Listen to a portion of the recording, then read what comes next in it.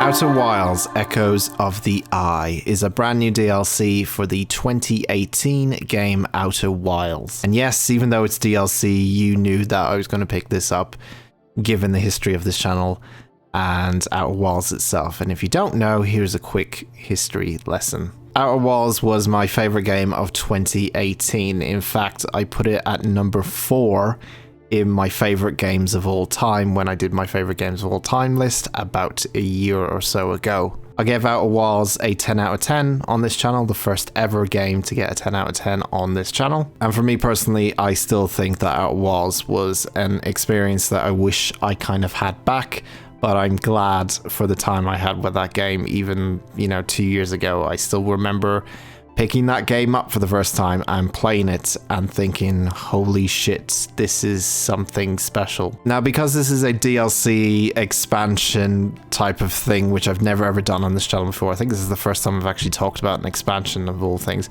aside from Game of the Year stuff or like The Witcher or things like that. There will be some minor details about Outer Wilds, just some of the mechanics that I briefly talked about in my original review. If you do want to see the original review and you don't want to know, you want to know very little as possible, trust me, my original review is as very, very little detail as possible. There is one slight spoiler in there, but I do warn you before I talk about it, you can check the review here. So, Echoes of the Eye. I was very, very intrigued to play this because I didn't really look up anything. I didn't really want to be spoiled by anything. I wanted to go into this game as fresh as I was going into Outer Wilds, which was pretty much not knowing anything at all. So Echoes of the Eye is essentially a expansion, I would say. The reason I would say it's an expansion is because there's an extra area that you get to explore in the solar system. Previously, there was a bunch of planets in the solar system in Outer Wilds.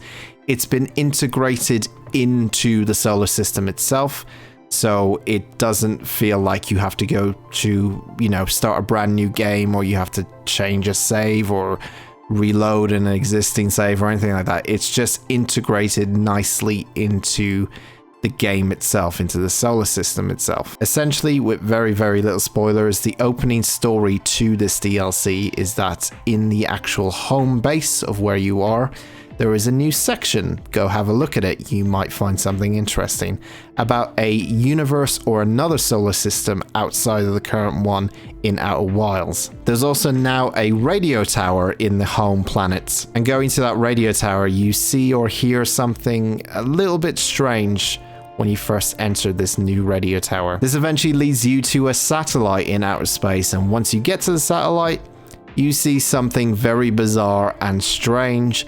And now, I'm not going to talk about the story or anything you see past this point, because I want you to experience it completely blind. But that's all I'm going to tell you. That's your story. That's your introduction. What I can talk about without spoiling story stuff is the theme, I guess, of this DLC. Again, it's something I didn't know about the DLC. What was this going to be? Something that was just going to be another, planet to explore, a new kind of character to investigate, because that's how I kind of described the planets in the original review of the Outer Wilds. They all felt like characters. Every single one of these planets, you kind of get to know how they act and how they react to certain things, especially with the game's time loop, trying to understand when a planet does a particular thing during the time loop and then understanding it a lot more. This definitely feels the same here in Echoes of the Eye. Echoes of the Eye, though, has one thing that kind of stands out from a lot of the other base planets or the base game itself, and that's the element of horror. To be honest, horror was always a big part of Outer Wilds. I did feel at times in certain sections in Outer Wilds where it was very, very uneasy to fly through particular moments. Dark Bramble, I'm looking at you. That's a particular moment I won't forget, going through that fucking hellhole. But Outer Wilds always had that little bit of horror element scattered in. It didn't feel intentional. Sometimes it kind of came out of the blue, and in all honesty, that's what made Outer Wilds so good. There was a lot of organicness about it when it came to scary elements. But I would say this time around, the horror element is not entirely a main focus, but it is a big part of the latter half of the DLC especially. And that's a good time to talk about the two halves of this DLC. The first half, which is normally what you expected, especially in the base game of the Outer Wilds, is discovering clues, trying to go through this new area in Echoes of the Eye and trying to figure out how it works, this area. It's the same thing I did with all the other planets, just trying to navigate throughout it, not necessarily deep diving into the actual planet itself, but just figuring out how it works, like what makes this different from the other planets that I've already discovered in the base game. And it still had that exciting feeling of going through a new area, like going through something that I haven't experienced in over 2 years and just finding this new area in the game and just being very, very excited for what I'm about to find. The fun part of this DLC is that first part of the DLC. It's jumping into this new area, finding all the clues, trying to find out what happened here, what's the story behind it, does this integrate into the main game in any way, shape or form?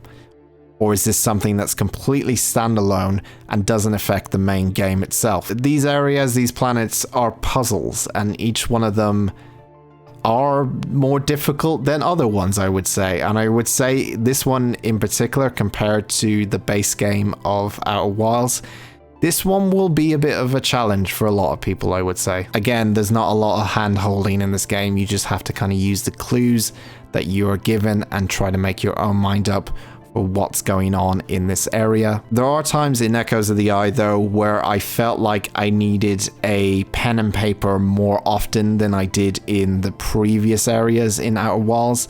Usually I think about maybe 2 out of the 6, 7, I can't even remember how many base planets there are now, it's been so long. But about 2 of the original planets I needed to get a pen and paper and write stuff down and just make notes of different things. This DLC, you will definitely need to get some sort of pen and paper and just start making notes.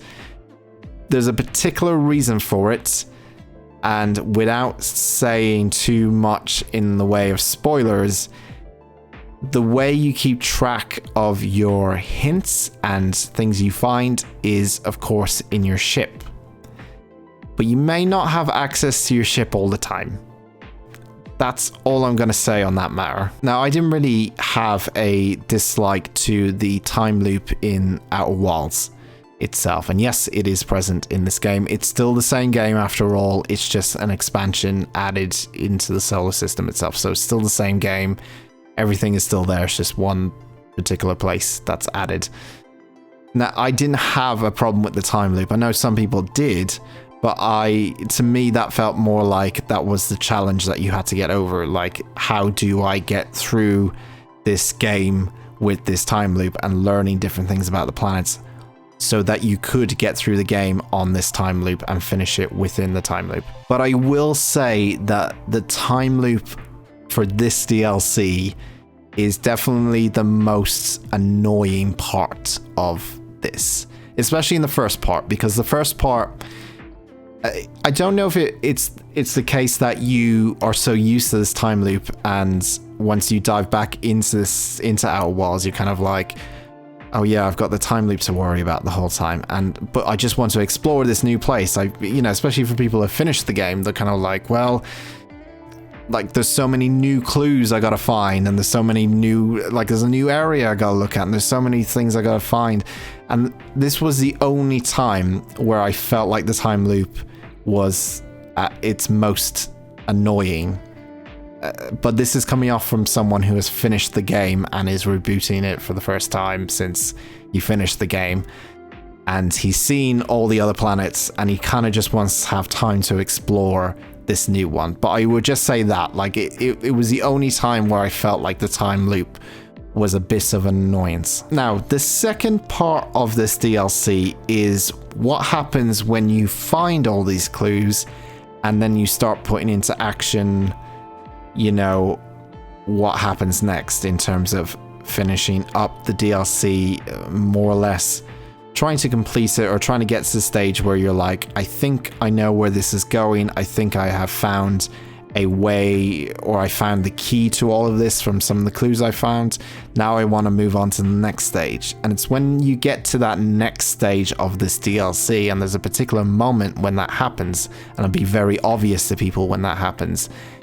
That's when the game changes drastically. And it does something that I don't think a lot of Outer Wilds fans will be a fan of, because it is very, very drastic from a lot of things they've done in this game as a whole. Again, no spoilers, but the best way I can describe it is that horror element, is that horror genre creeps in even more so in the second part.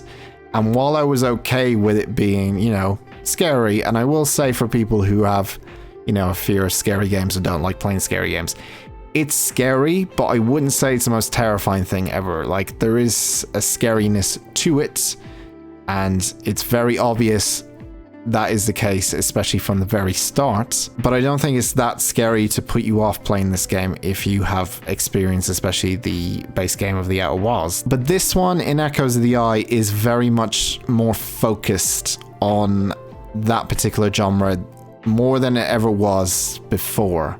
And I think because it's more focused on that side of things, it kind of goes in a very, very different direction when you least expect it, and you have to kind of adapt to it. Again, that is something that I love about Outer Wilds, is expecting the unexpected and trying to adapt to different things. That happened a lot in the base game again. So overall, I am pretty happy with this DLC. I really, really enjoyed the first part of it especially, but the second part of it was different, and it was a bit of a challenge in itself to play as well.